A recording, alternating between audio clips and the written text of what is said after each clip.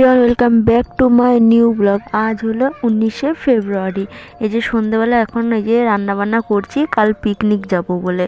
তো এই যে সন্ধ্যাবেলা এখন বানাচ্ছি আমি ফ্রায়েড রাইস করেছি, আর এদিকে পনির করছি, মানে চিলি পনির বানাচ্ছি, আর ওই মটরের ঘুগনি বানাচ্ছি।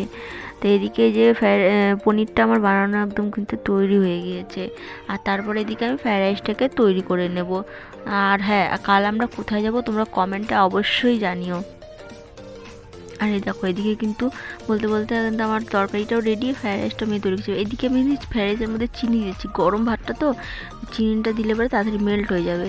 আর তারপরে এদিকে আমি মশলার জন্য বানাবো। আর এদিকে দেখো আমার আনায়া, এদিকে ও অন্ধকারের মধ্যেই বসে কিন্তু মোবাইল দেখছে ও দিদিদের সাথে।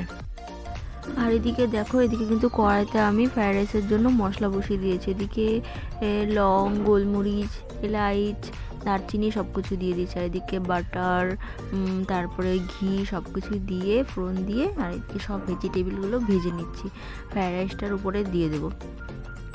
একটা ছোটো কড়াই তো, তাই এর মধ্যে ভাতগুলো দেওয়া যাবে না, আমি আস্তে আস্তে করেই এই কড়াই থেকে হাঁড়িতে দিয়ে দেবো। তোমরা দেখো ভিডিওটা।